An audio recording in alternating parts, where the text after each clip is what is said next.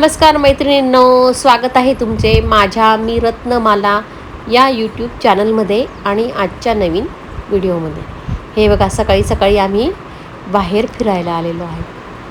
आज आम्ही गावाच्या बाहेर फिरण्याचे ठरवलेले आहे. हे बघा, गाडी तिकडे लांब उभी केलेली आहे आणि आम्ही आता पायी पायी निघालेलो आहोत. हे बघा, रस्त्याच्या बाजूलाच ही पांझरा नदी आहे. सकाळच्या वेळेला किती छान दिसते. वेगवेगळे चिमण्या पक्षी आपल्याला इथे पाहावयास मिळतात. सकाळ म्हणजे केवळ सूर्योदय नसतो, तर ती देवाने आपल्याला दिलेली आणखी एक सुंदर संधी असते, स्वतःला सिद्ध करण्याची आणि जगण्याची. सकाळच्या वेळी हवेत ऑक्सिजनचे प्रमाण जास्त असते आणि वातावरणही शांत असते. या काळात घेतलेला मोकळा श्वास शरीराला आणि मनाला दिवसभर ताजेतवाने ठेवण्यास मदत करतो.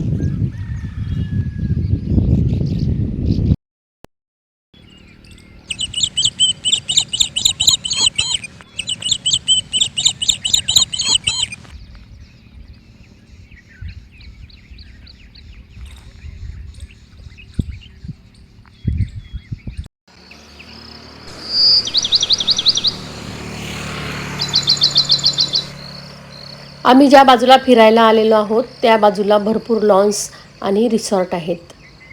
बऱ्याच जणांचे या बाजूला फार्म हाऊससुद्धा आहेत. शहरापासून काहीच अंतरावर असलेला हा सुंदर असा परिसर आहे. बरेच जण इकडे मॉर्निंग वॉकला सुद्धा येत असतात. हे बघा, पुढे एक खेडेगाव असल्यामुळे आता शेतकरीसुद्धा शेतात आपले जनावरं घेऊन जात आहेत. या बघा, गाई म्हशी बैलगाडी समोरून येतात.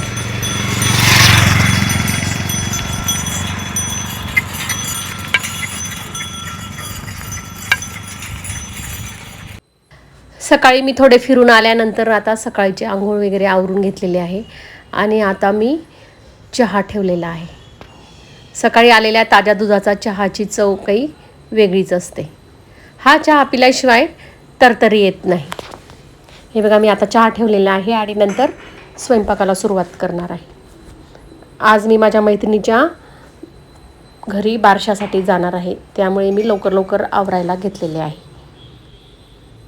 शक्यतोवर मी 12च्या आत काम करण्याचा प्रयत्न करत असते, कारण नंतर ऊन होते आणि उन्हात मग काम करायची जीवावर येते. त्यामुळे मी न थांबता सर्व कामं लवकर उरकण्याचा प्रयत्न करत असते. सकाळची सुरुवात तर लवकरच होते, पण एकदा का कामांना सुरुवात केली की वेळ कसा पळतो काहीच कळत नाही.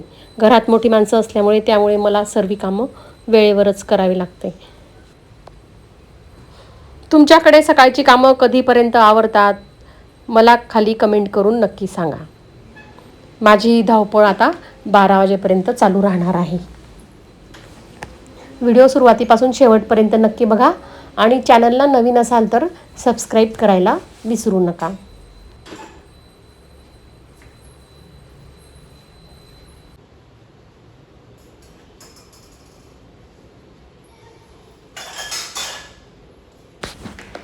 आता चहा पिऊन झालेला आहे आणि नाश्त्यासाठी आता काय आहे ते मी तुम्हाला आता दाखवणार आहे. काय आणलेलं आहे बघा, रामाच्या मंदिरातल्या मावशी, त्यांनी त्यांच्या मैत्रिणीकडून काय आणलं.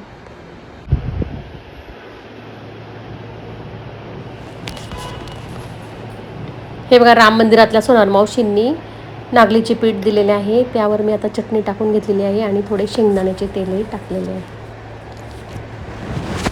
आज सर्वांनी याच पिठाचा नाश्ता केलेला आहे. नाश्ता झाल्यावर मी आता किराणात आणलेला रवा भाजण्यास सुरुवात करणार आहे. हा रवा मी पूर्ण 1 किलो भाजून ठेवत असते, म्हणजे वेळेवर उपमा करताना आपल्याला सोयीचे जाते. आणि रवा चांगला भाजून ठेवला म्हणजे त्याला मुंग्या किंवा कीड लागत नाही.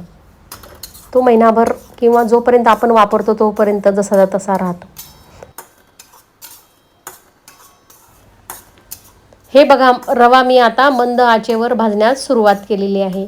या पद्धतीने मी आता सर्व रवा भाजून घेणार आहे आणि गार झाल्यावर एका बरणीत भरून ठेवणार आहे.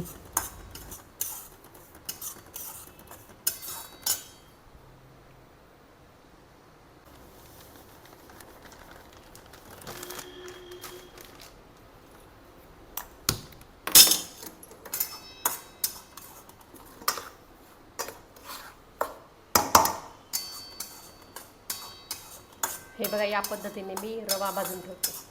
दर महिन्याला मी या पद्धतीने किराणा आला की रवा भाजून ठेवत असते. हे बघा, माझा रवा आता भाजला गेलेला आहे. मी आता या बरणीमध्ये भरून ठेवणार आहे, म्हणजे महिनाभर चांगला टिकतो तो.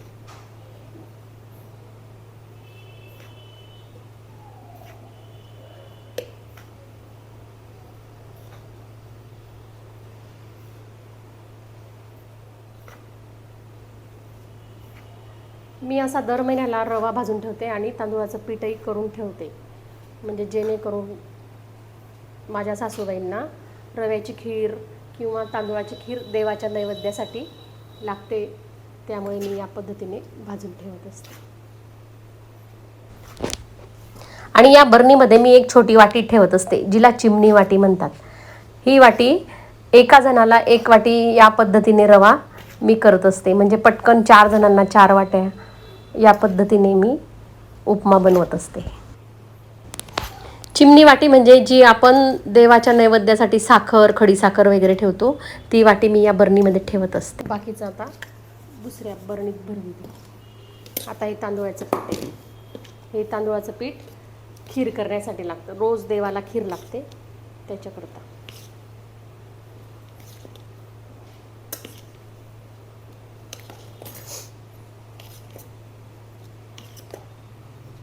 हे बरेच दिवस टिकते, 2-1 महिने जाते एवढं.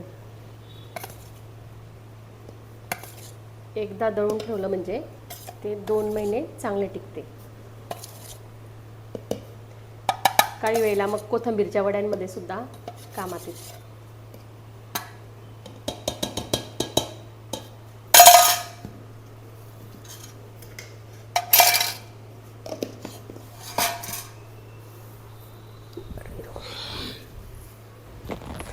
हे बघा, आता माझा स्वयंपाकही झालेला आहे आणि बाबा इकडे जेवायला बसलेले आहेत आणि आजी पुढे हॉलमध्ये बसलेल्या आहेत. त्यांना कूलरची हवा लागते, त्यामुळे त्या पुढे हॉलमध्ये जेवायला बसतात.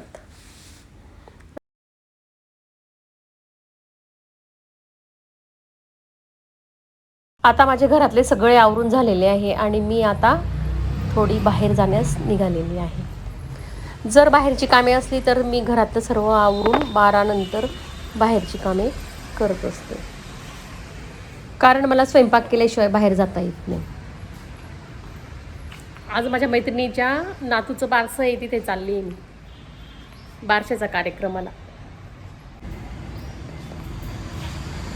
मागच्या वेळेला पाहिलं होतं तुम्ही, मी डोळं जेवणाच्या कार्यक्रमाला गेली होती मैत्रिणीच्या सुनेला. त्या मैत्रिणीलाच आता नातू झाले. मी गेली तोपर्यंत बारशाचा कार्यक्रमही सुरू झालेला होता आणि त्यांनी अगदी भजनाचा कार्यक्रम सुद्धा ठेवलेला होता.